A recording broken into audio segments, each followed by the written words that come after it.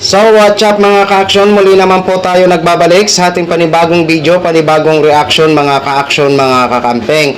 So panoorin po natin at pakinggan ho itong sinasabi ni former Vice President Leni Robredo at ngayon elect Mayor na ng Naga City. Kasi nag-courtesy call ho ito dito kay Senate President Chis Escudero. At hindi lang po si Senate Chis Escudero, nakita ho natin pati si Tolpo ay binisita din po niya. So ito po, panoorin po muna natin mga ka-action, mga kakamping. Bago pa ako nakumunod na alam ko na resipiyate dito. Alas 8 po sila umalis ng Naga. Nagbihis sila sa banyo na lang sa Lucena para dumiretso na sila dito. Pero ano lang po, several things habang nandito sila. Kasi siguro may mga hindi tayo alam na mga natulong na sila. Natulong na nila sa atin. Unang-unang, syempre, si Senate President Chis Escudero, napakarami ng tulong at marami pang tulong na bumababa.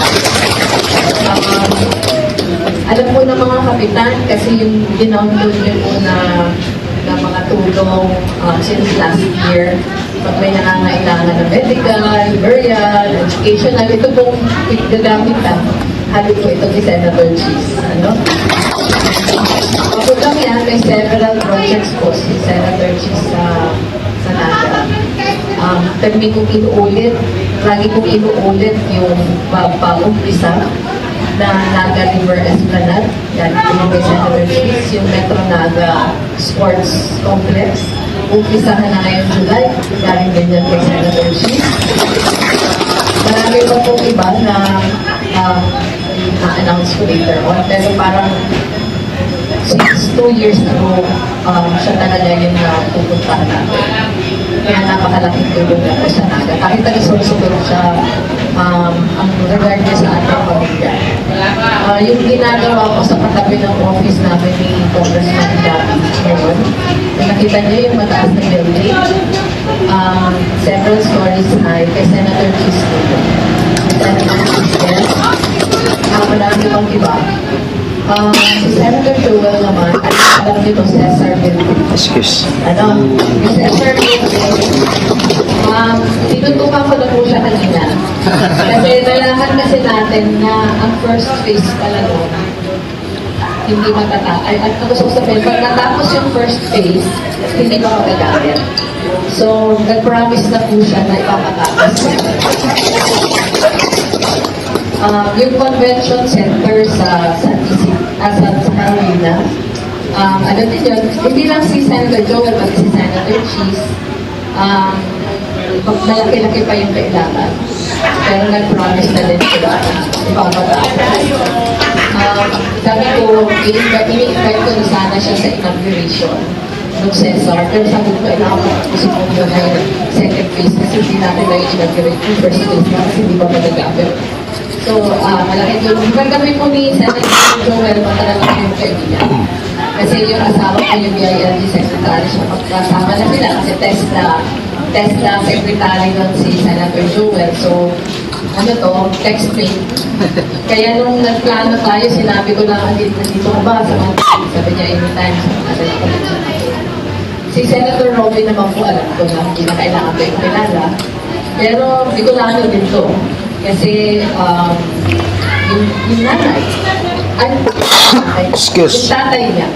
yung tatay niya yung Bicolano. In fact, yung incumbent governor ngayon ng Norte, kapatid niya, si Governor Dong Padilla. Pero yung hindi po alam ng marami, sinabi ko na to in several interviews, pero parang wala kasi pictures na lumabas dahil height ng bagyo. Kang Christine po. Kang Christine, kang diin pa nalalaog ang Naga. Yung hindi pa po napapasok yun. So, ayan po mga ka-action, mga kakamping, no, napakinggan na po natin at napanood na po natin si Mayor Leni Robredo. Ayan po. So, alam na natin kung ano ang naging pakay niya, kung bakit nag-courtesy call siya kay Senate Chis at sa iba pang mga senador. Okay? Binanggit niya yung mga naitulong at siyempre pagpapasalamat. Okay? So, excuse me. Kasama po dyan yung mga ano niya, yung mga barangay chairman, mga ka-action, mga kakamping ni Atty. Leni Robredo. Ito kasi mga courtesy call, may mga siguro lang ha, siguro may mga bukod siguro sa pagpapasalamat ni former Vice President Leni Robredo at ngayon mayor na ng Naga City, bukod siguro sa kanyang pagpapasalamat sa mga tulong ng ilan sa mga senador na nabanggit niya ho, no? Siguro may mga programa sila na sa kanilang syudad ng Naga na siguro na ilalapit nila diyan sa senador na kanilang binibisita. 'Di ba? Kumbaga, pag-uusapan ng kanilang mga ilalapit na mga programa ng ikakaunlad ng Naga City. Oh, biruin niyo po ha. Part na po 'yan ng trabaho ni Mayor Leni, 'di ba? Kasi hindi naman mag-aaksaya ng panahon kung walang importante talaga na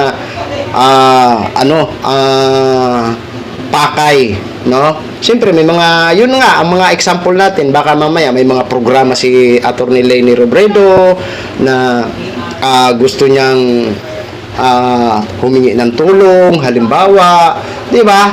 Oh, kasi alam naman natin, kahit maikli lang po ang 3 years sa pagiging mayor, halimbawa ni Mayor Leni Robredo, pero mararamdaman po ng Naga at kahit hindi tayo taga Naga, kung magawi tayo sa Naga, kahit 3 years lang po, kahit maikli lang po 3 years para sa kanya, kung halimbawa, may makikita na po talaga na pag-uunlad sa Naga. Kasi ngayon pa nga lang, ayan po, nagtatrabaho na po. 'Di ba? Kung mapapanood niyo po ang kanyang mga sa Facebook, part na po ng trabaho niya 'yun. 'Di ba? Kaya napakaswerte po. Kasi alam naman po natin, wala itong gagawin kung hindi ang ikakaayos o ikakabuti, ikakaunlad ng Naga City. 'Di ba? Kaya napakaswerte niyo po, mga taga-Naga. Ngayon, nagbabasa ho tayo ng mga comment. Natawa nga ako. Kasi sabi nga sa mga nag-comment na ano kayang purpose? Bakit binisita? Nanood na nga siya, hindi niya pa alam kung anong naging purpose. Ay grabe ho talaga itong ilan sa atin ng mga kababayan. Hindi ko alam kung may mga 5-5 bang isipan ito nila. Kung pinanood niya ang video, alam niya na ang naging purpose. Hindi na siya makapag-comment. Ano kaya ang purpose niya? Bakit nagbisita? Oh, hindi siguro niya pinanood ang video.